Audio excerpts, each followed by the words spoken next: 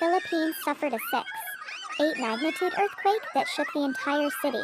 A powerful undersea earthquake shook the southern Philippines on Friday, causing ceilings in shopping malls to collapse as shoppers screamed, authorities said. There are no tsunami warnings in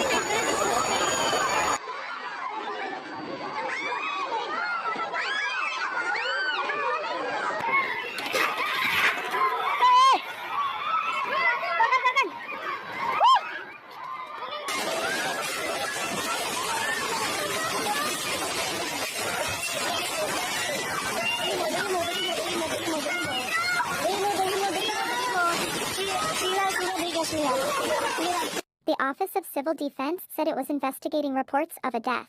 The U.S. Geological Survey said the 6.7 magnitude earthquake was located 26 kilometers from Burias in the southern tip of the Philippines.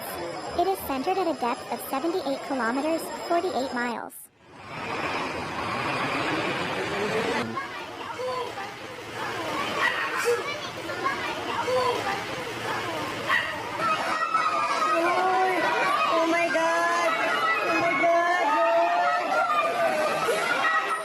The presidential palace said President Ferdinand Marcos Jr.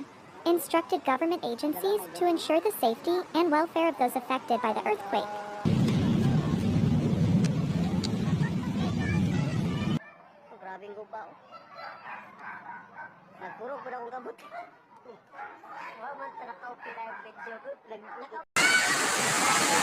Uy, ginoo ko, kadako anak.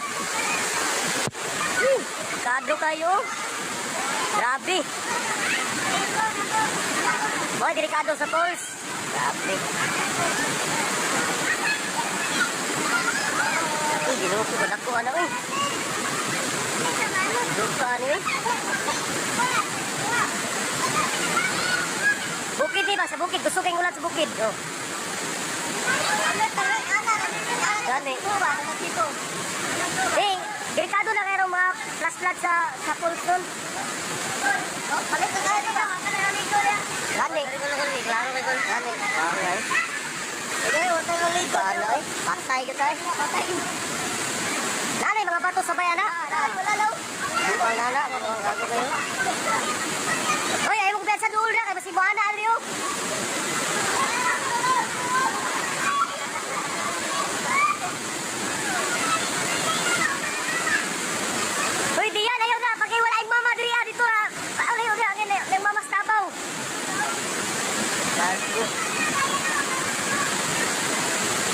Mali ang falls diri sa laak. Nalindak ko.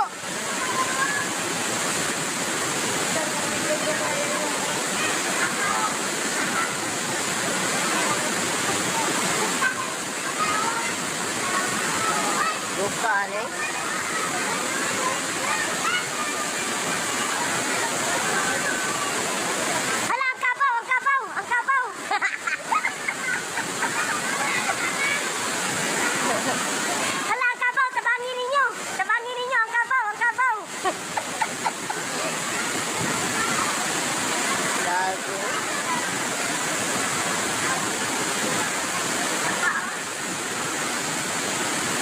Oh, dili na ko na agis tikas oh, kili do.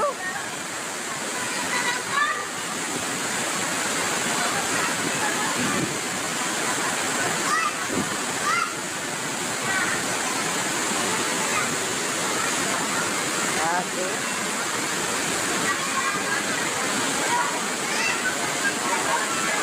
Nagali ka swimming pool kay safety.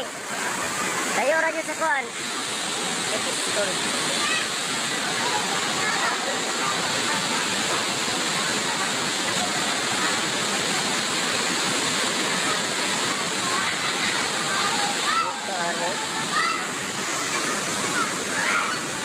Ha? Kita bang gyapon?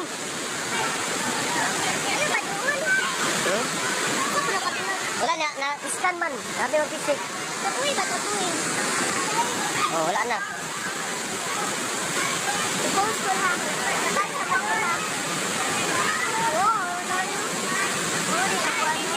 Wala yung delikado sa mga pols.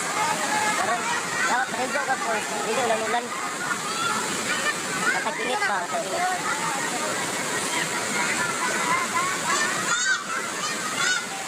Huwag kayong magpanik. huwag kayong magpanik. Nandito lang ang swimming pool.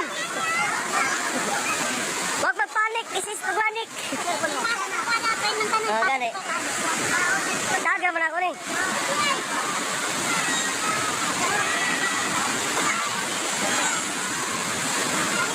May delikado karon. May delikado karon. Ginabalita man eh. Dapat dili magkuhan kay. Di na ni manangid ni. Di na naman angid. Traidor na kayong pools ron, mga pools ba? Tungod ba ko na sa mga kuhan ka nang ipaputol ng mga kahoy. Lala yung pugong ba? Traidor. Oh, traidor na galing kayo. Kami.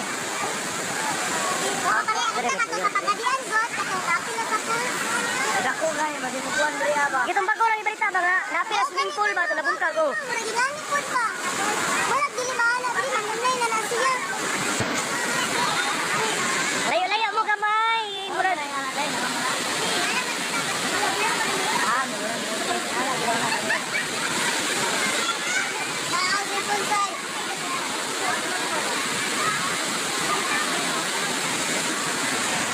Wala ano. Sige, video ko ni mo ko.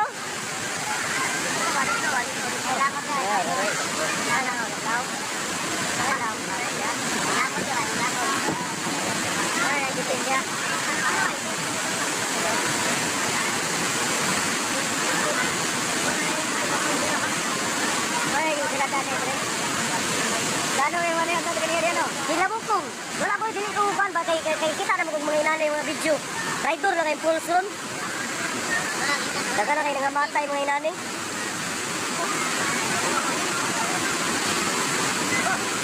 Ulan bukid karon.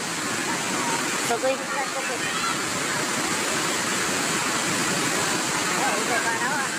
Sagol pato na ko na. Oh, na sagol na pato na. Ko na kahoy.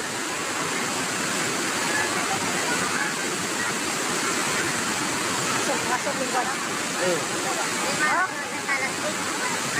aso niya puti. Dito ko rin na. Tara, dito, mula po ito.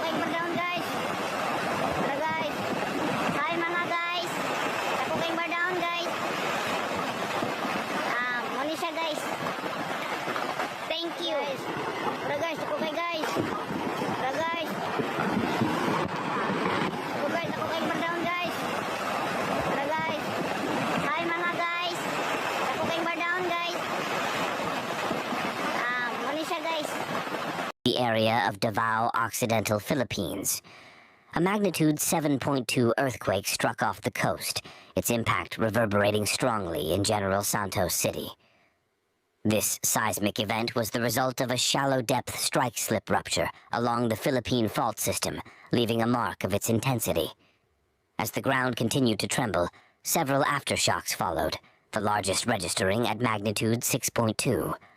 General Santos City bore witness to the aftermath: damaged buildings, cracked walls, and computers thrown from desks. Reports of injuries surfaced, mostly minor, caused by falling debris. The resilient spirit of the community shone through as emergency services rushed to aid, and neighbors extended helping hands. The Philippine Institute of Volcanology and Seismology assured that the quake wasn't potent enough to generate a tsunami. Yet a cautious tone prevailed, urging residents to remain vigilant for aftershocks. His earthquake is a stark reminder of the Philippines' vulnerability. Resting in the Pacific Ring of Fire, a hotbed of seismic activity, the country experiences an average of 20 earthquakes daily, with about 5 of them being felt. As the earth settles, the people rise. Together they rebuild, reminding us all of the strength that emerges from unity in the face